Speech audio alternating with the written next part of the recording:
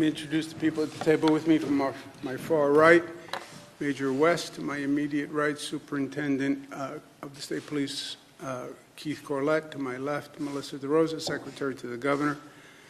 Yesterday was another long, ugly day and night all across this country. New York State was not an exception. Today is day 94 of the COVID pandemic. It's day 9 of the situation that we're dealing with the killing of Mr. Floyd. And it's the first time that we've spoken about these two situations that we're dealing with now at the same time. And I think at this moment of confusion and unrest, the smartest thing is to take a step back and let's gain a little perspective. And let's just talk as people about this situation. I do a lot of reading, always have, about leadership in a crisis, especially government leadership in a crisis. When is government most important? It's most important at a time of crisis, day in and day out.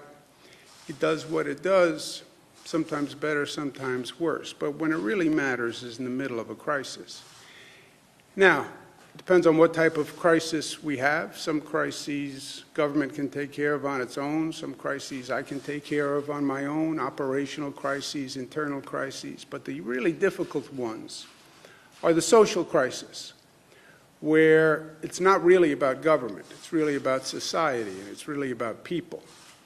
And people have to handle the crisis. Those are the ones that really test not just the capacity of government, the ability of government, the leadership of government, but they also test who we are as a people and how we respond as a people. My strategy has been in this COVID crisis always, you go to the people, you use the people. It's about them. They are the solution.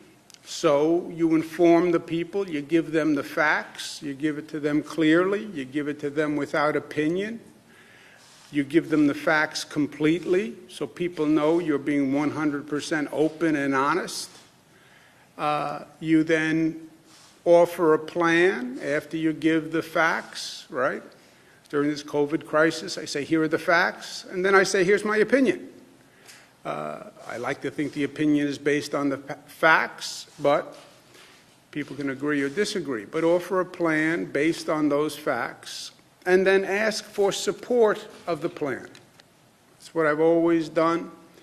That's what we've done during this COVID crisis, which frankly has worked very well for this state. You look at the progress we have made, it's breathtaking how far we've come and how fast we've come. This situation, we have multiple crises that are colliding, and that creates confusion and disorientation, and that's where we are now.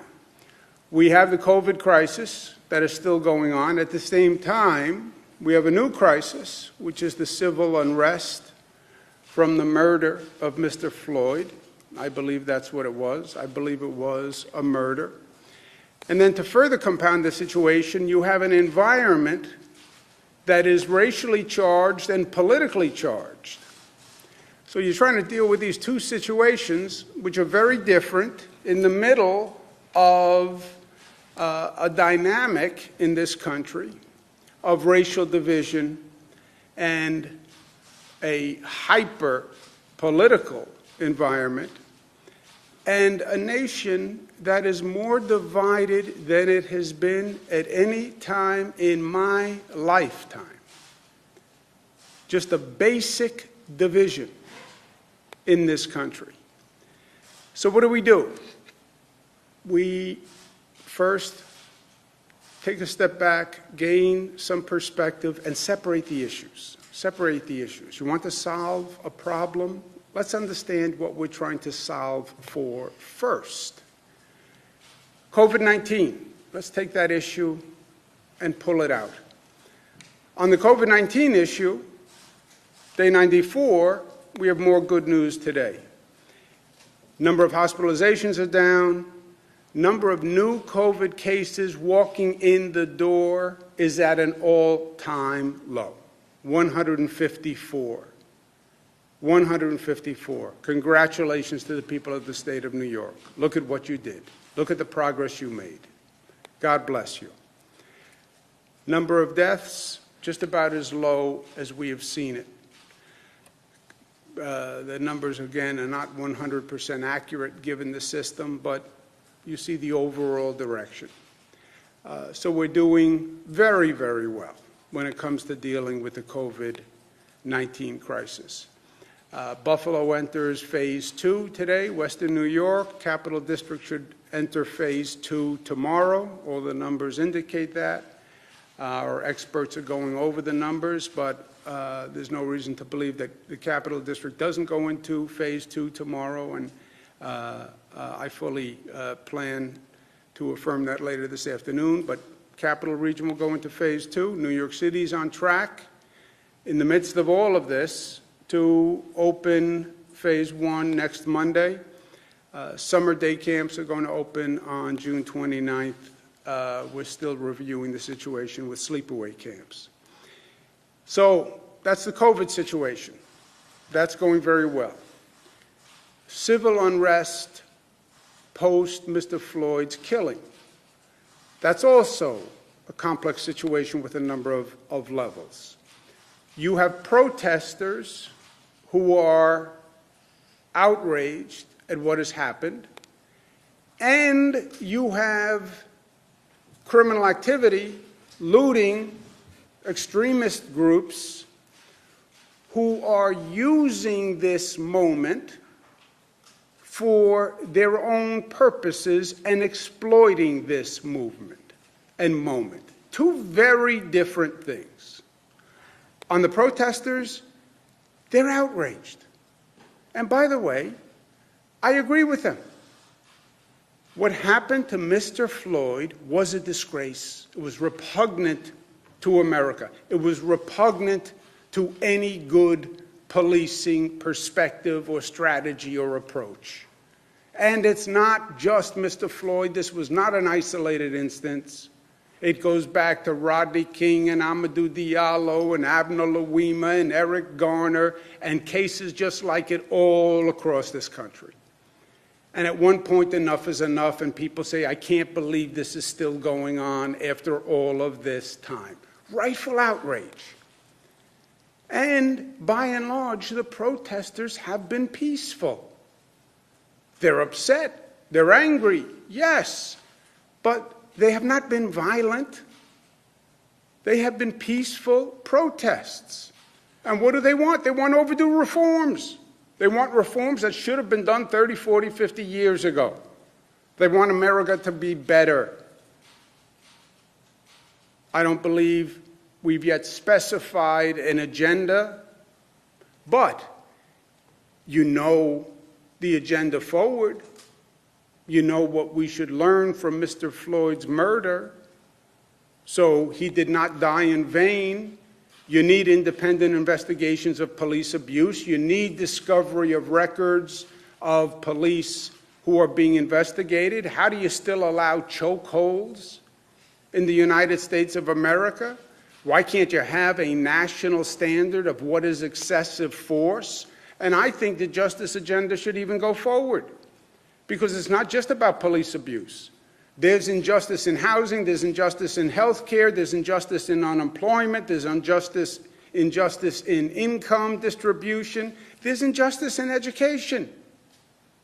I would make education equity part of that agenda. I would make child poverty part of that agenda. And I wouldn't wait for next year. I think that Congress should pass those laws now. That's all outrage at what happened at Mr. Floyd's killing, and how do we learn and move forward and reform, and that's what the protesters are talking about, and that is what this nation is all about. The right to protest, the right to air grievances, and the right to raise issues so government responds. That's one situation. There's a totally different situation that has nothing to do with the protesters. People see this moment and they exploit it. And that is criminal activity and that is looting. That is people breaking store windows, going in and stealing. That's called criminal activity. They have no right to wrap themselves in the flag of righteous indignation of Mr. Floyd's murder. They demean Mr. Floyd's murder by using this as an opportunity for criminal activity. And that's what they're doing. They're opportunists who are seizing and exploiting the moment. New York City was looted.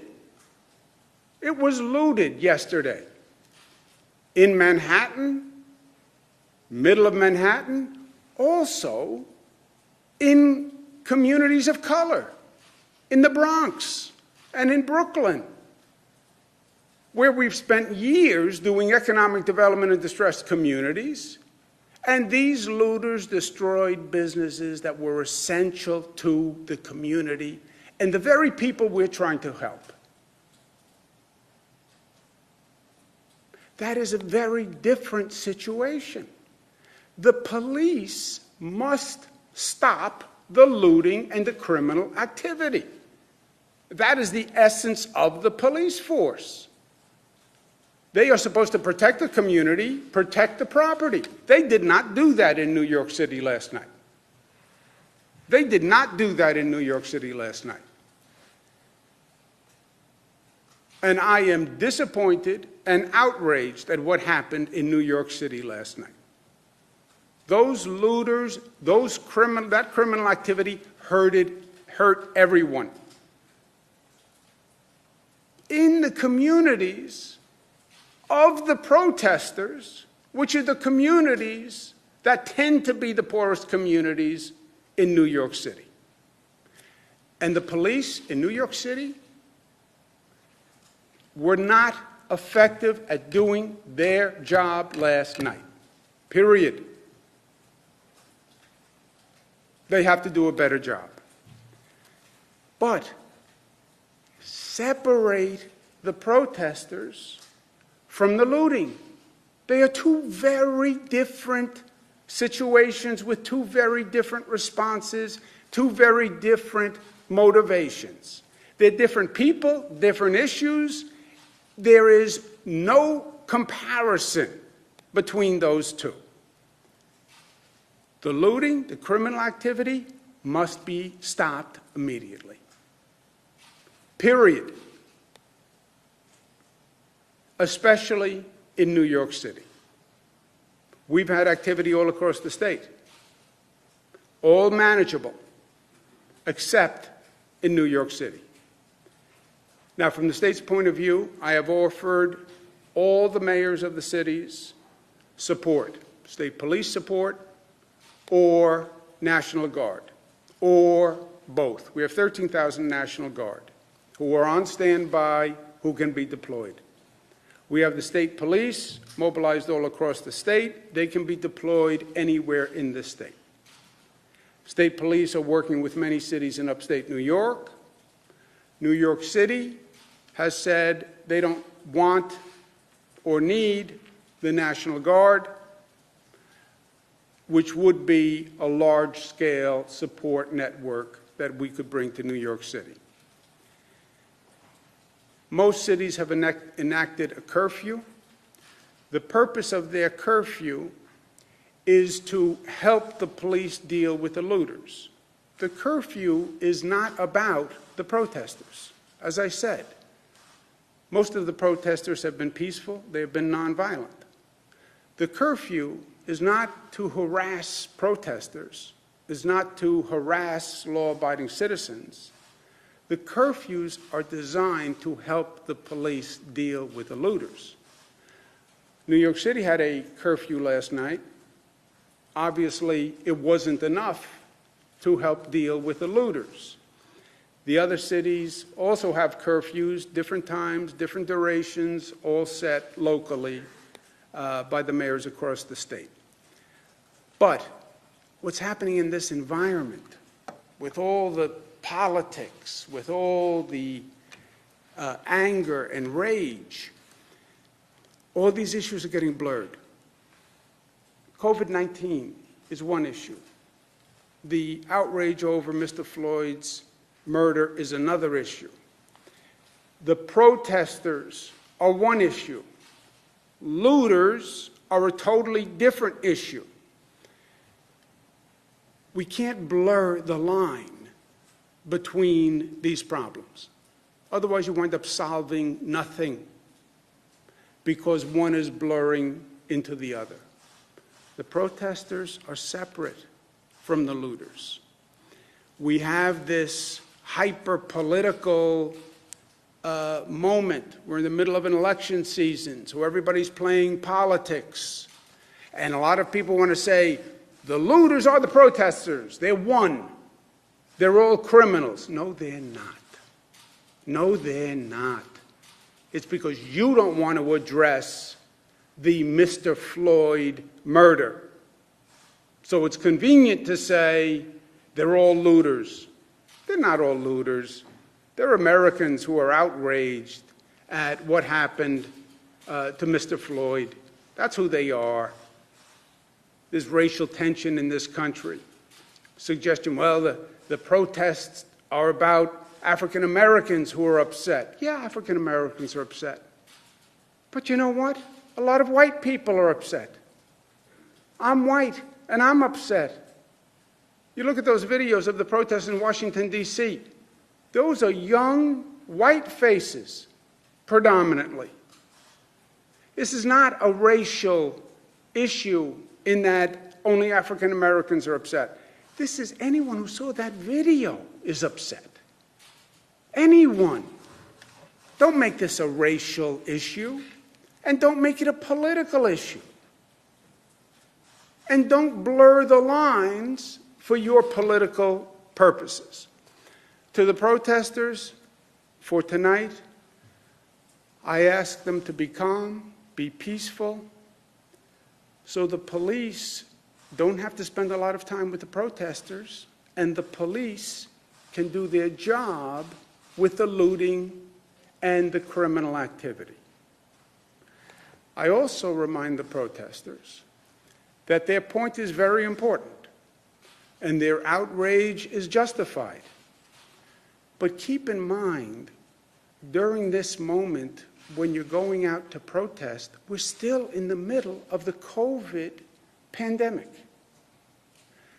We're just reopening Western New York. We're just reopening the Capital District. We're going to reopen New York City this coming Monday.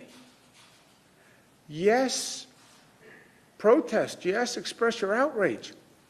But be responsible, because the last thing we want to do is see a spike in the number of COVID cases. And that is one of the complications of these compounding crises. I know a lot of the protesters are so annoyed they don't want to hear about COVID anymore. COVID is yesterday's news. No, COVID is still a problem. And COVID still kills also. So be mindful and respectful of that. But look, it is a tough moment. There is no doubt. But there's also no doubt that we have gone through many tough moments in this state and in this country. And we've gone through many long nights, and we've dealt with many problems. We've dealt with this COVID virus, which frankly is one of the most frightening challenges that we have confronted. And we have a lot to do. And we have a lot to do at the same time. Address the righteous outrage at Mr. Floyd's murder. Yes. With a real reform agenda. Yes. Do it now. Yes. When does change come in society? Change comes when the people are mobilized and outraged. That's when change comes. That's when we passed gun safety in this state. That's when we passed marriage equality in this state. That's what happened in this nation after the Triangle Shirtwaist Factory fire. That's what happened after the Great Depression. Those are the moments of great change. And this can be a moment of great change. And seize the moment. At the same time, we have to heal the divisions. We're not black and white. We're Americans. We're not Democrats and Republicans. We're Americans. You're not going to address these challenges if you keep dividing. It's not going to happen. At the same time, we have to protect our community and property. The looting, the criminal activity has to be stopped. Police have to do their job. And we have to help the police do their job. And at the same time, we still have to stop the spread of COVID-19. Wow. All those things at the same time. Yes. Yes. All separate issues. All difficult. But also all doable. Just gain some perspective, separate the issues, deal with each one, keep the politics and the ugliness and the racism out of it. Use this. We're going to do it because we've done it before and because that's what it means to be New York tough, right? Smart, keep your perspective, separate the issues, deal with the facts. Let's deal with facts, okay? Not hyperbole, not rhetoric, not showmanship, not photo opportunities. Facts. Give me the facts. Let's be united. Don't use this moment with all these problems to play your politics. Don't do it. Don't use this moment when people are scared and people are angry and be divisive. Don't play to the fear. Don't do that. Not when the nation is on this precarious edge. Don't do that. That's the one weak spot for this nation always. E pluribus unum. We just put it on our state seal. Out of many, one. The enduring promise, the continuing challenge. How do you do it? We're not black and white. We're not Democratic and Republican. We're not urban and rural. We're America. Stay united. Stay disciplined. And stay loving. You need the most love when things are the most difficult. And that's where we are today. Karen? Governor, you said the National Guard is on standby this time. I did hear what you said. Are you recommending that they come in to help the police in New York City? And secondly, how is that different than what President Trump said yesterday about having the U.S. military come into states? Yeah, I think what the president was saying was he believes there should be a militarization of the police, in essence. Use the military police. That's what he did in Washington, D.C. He brought in the military to be the police. He, first time in probably over a century, where you've used the American military against the American people. My option as governor, we have the National Guard. I say to the cities in New York, I have National Guard who are available if you need them. I have state police who are available if you need them. New York City, which the president has tweeted about, he's saying, well, I don't know exactly what he's saying in tweets, but the facts of the New York City situation are this. The mayor of New York City says he doesn't need the National Guard and he doesn't think they would be helpful. And he can do it with the NYPD. First, the NYPD and the mayor did not do their job last night. I believe that. Second, you have 38,000 NYPD people. It is the largest police department in the United States of America. Use 38,000 people and protect property. Use the police, protect property and people. Look at the videos. It was a disgrace. I believe that. I believe the mayor underestimates the scope of the problem. I think he underestimates the duration of the problem. And I don't think they've used enough police to address the situation, because it's inarguable, but that it was not addressed last night, right? So, facts, okay? This is a glass of water. This is not a glass of milk. It's a fact. There's still facts in life. What happened in New York City was inexcusable. Well, the governor should use the National Guard in New York City. I've offered the National Guard. The mayor has said he can handle it with the NYPD. My option is to displace the mayor of New York City and bring in the National Guard as the governor in a state of emergency and basically take over. You would have to take over the mayor's job. You'd have to displace the mayor, right? A, I don't think we're at that point. B, that would be such a chaotic situation in the midst of an already chaotic situation. I don't think that makes any sense. I understand the president's political point. I saw the theater yesterday. I understand his political point. He is Mr. Law and Order, and he would bring in the military to put down these protests. The president doesn't want to distinguish between the looters and the protesters. See, the president doesn't want to speak about the killing of Mr. Floyd. The president wants to talk about just looting, because if he's talking about looting, he doesn't have to talk about the killing of Mr. Floyd. And he doesn't want to talk about the killing of Mr. Floyd.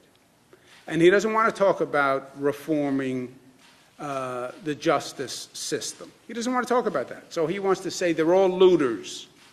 They're not all looters. That's his political spin on all of this. I'm doing government. Government versus political spin. To do what he's talking about, the governors should just bring in the National Guard over the mayors. You'd have to displace the mayor, right? That's practically, governmentally, how do you do that? You'd have to displace the mayor. I don't think that has been done in 100 years. You know, technically the governor could remove a mayor, but you have to file charges, and then there's an acting mayor. It's a whole, I don't know if it's ever been done. You're not recommending that, right? You're not recommending displace the mayor. You don't see a scenario where that. No, I'm saying the president's scenario is a political prop. It's a political spin. Governor should go bring in the National Guard. The mayor says he doesn't need the National Guard. Well, the governor should do it anyway. Well, what does that mean? How would that work legally or governmentally? Well, you kick out the mayor. You'd have to. You'd have to displace a mayor in the middle of this situation and file charges and have a hearing. You know, governmentally, it is absurd. Now, I don't think I'm not happy with last night, and the police did not do their job last night. But you have 38,000 NYPD. They have protected the city before in these situations. I've seen them do it before. So I know they can do it because I have seen them do it. They did not do it last night. That is true. But I believe in the inherent capacity of the NYPD if managed and if deployed. That's what I think hasn't worked. And that has to be fixed, and it has to be fixed today. Stop the looting. And I do believe the NYPD, well deployed, wouldn't need the National Guard, right? Because they are trained to do this. Remember, the National Guard are not a trained military force. I'm sorry, trained police force. That's not what they do, the National Guard. When we use the National Guard, we normally use them for labor-related operations, giving out food, delivering food in New Rochelle during the coronavirus, snow removal, traffic management, storms, taking down trees, etc. But they're not a trained urban police force. That's not what they are. So then I do believe in the capacity of the NYPD, but I also believe it wasn't done last night. I believe the president's theory is all political spin, and to actually do it governmentally, legally, you'd make a bad situation worse. You overruled the mayor earlier in the pandemic regarding closing schools. So why is this any different? Why can't you utilize your emergency powers to bring in the National Guard? And also, it's now noon. De Blasio, he said that he didn't need the National Guard around 11:30. Had you guys talked? And also, will this impact the reopening of New York City on June 8th? But again, you've overruled the mayor on the closing of the schools, also several other orders that the city had announced in some semblance, and then you issued an executive order. Why is this any different? Yeah, it's factually, your question is not correct. In what sense? I'll tell you. I did not overrule the mayor's decision on the school closing. The mayor had no legal authority to do it. So he was not overruled. He didn't have the legal authority. When I did the state executive order, it gave me authority over all schools in the state, period. So if the Buffalo school superintendent said, I think they should be opened or I think they should be closed, I'm not overruling him. He has no legal authority in the matter because the executive order gave me legal authority. He could have an opinion, but he has no authority. So I didn't overrule the mayor. He said this should happen, except he had no authority to make a decision about the school. So it is totally different. Governor, have you spoken to the commissioner? What's the difference then, Mayor? I mean, Governor, why can't you come in and bring the National Guard? Why can't you overrule the mayor? I could. You literally would have to displace the mayor? You would have to displace the mayor. Because of his obstinacy, he doesn't want to bring the National Guard. So how did this work? Did he deny your offer? He didn't deny an offer. I've offered all the mayors the National Guard and state police. Some have accepted it, some haven't. They make that determination. I get the politics of what your paper believes and what the president believes. Okay.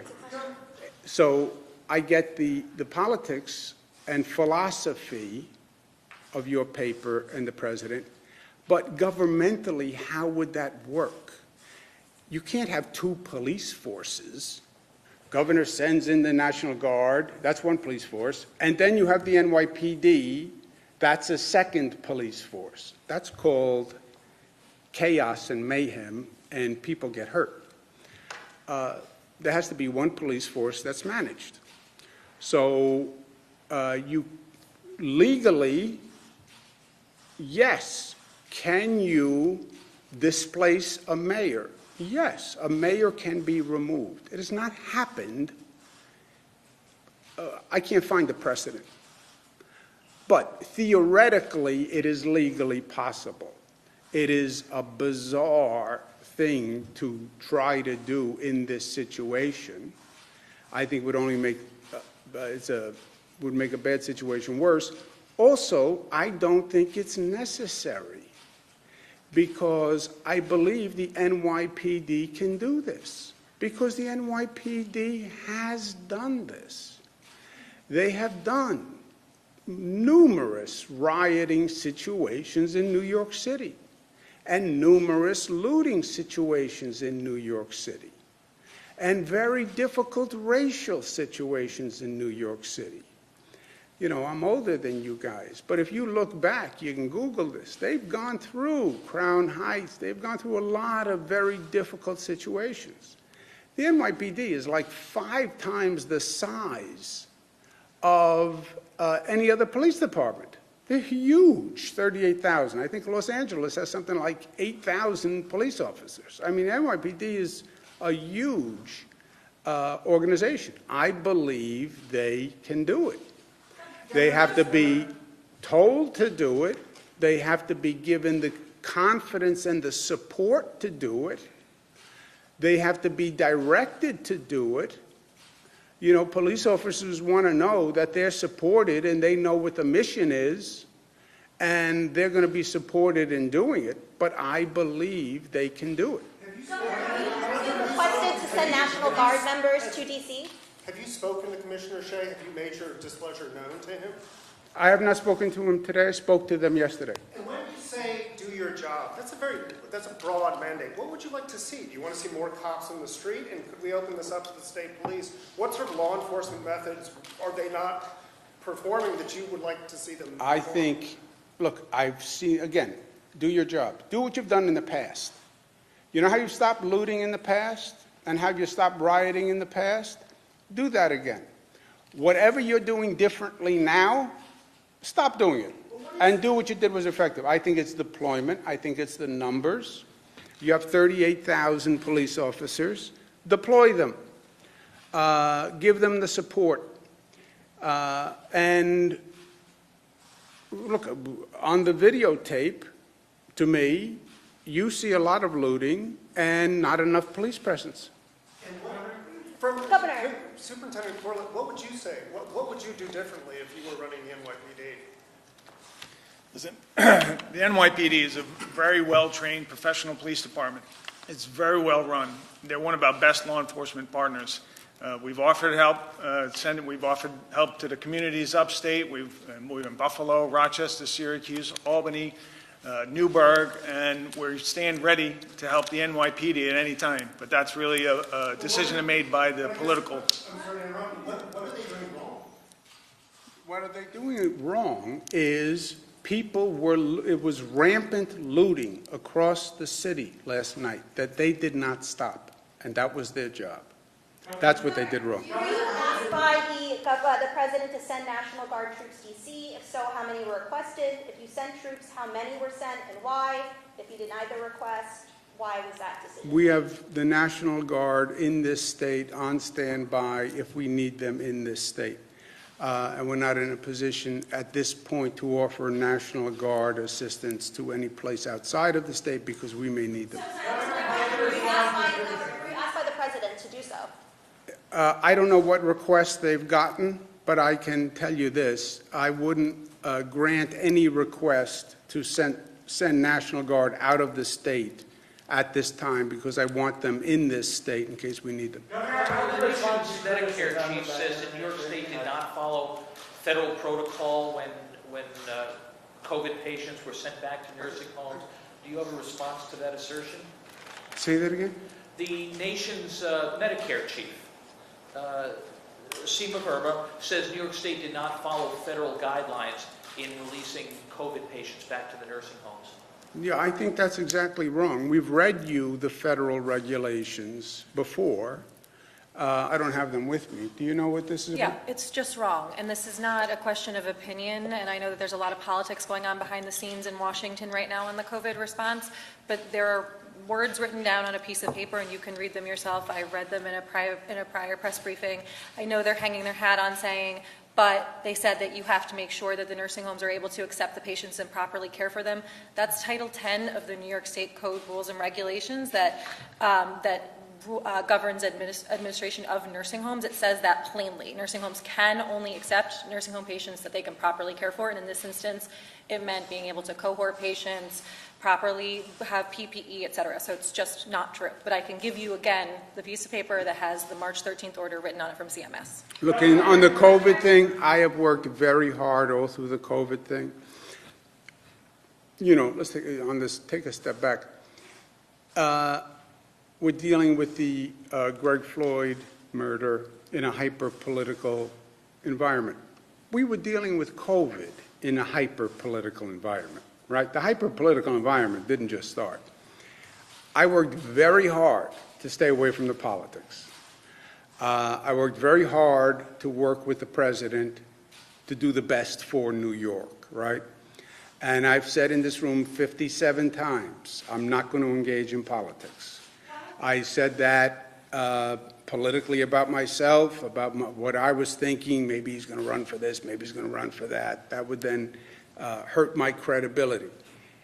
They want to politicize the COVID handling between Democratic and Republican politics. That's what they're trying to do. That's what they're trying to do with the nursing home issue. They're trying to politicize it. I will not do it. Read words, because there are still facts. What they often try to do in the political environment is just blur facts. Just throw a lot of facts, and then you don't know what anyone is saying. So you just go with the party alliance because you don't believe anyone. Look at the facts. The federal guidance, excuse me a second, WRGB.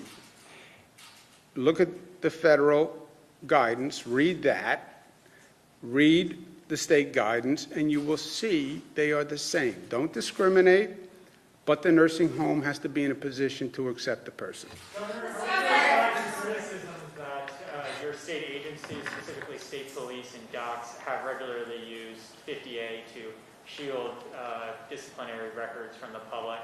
And secondly, what do you mean by reform to the 50A statute? I will sign any 50A reform bill the legislature sends me. And how would you respond to criticisms that your agencies have regularly used? Change the law. The law is the law. You want to live by a different law, change the law. Let's take one more. Dan? Full repeal of 50A, the legislature is going to be back this coming week. If they just strike out the language altogether, making disciplinary records available at any time, not just when police are under investigation, would you sign that bill? I will sign, I believe 50A has to be, first of all, I don't believe 50A ever stopped a local government from releasing disciplinary records. For example, New York City used to release the disciplinary records, and 50A was in place, and they released the records. Well, how did you do that if 50A was in place? Because 50A doesn't stop a locality from releasing the records. That's why New York City did it.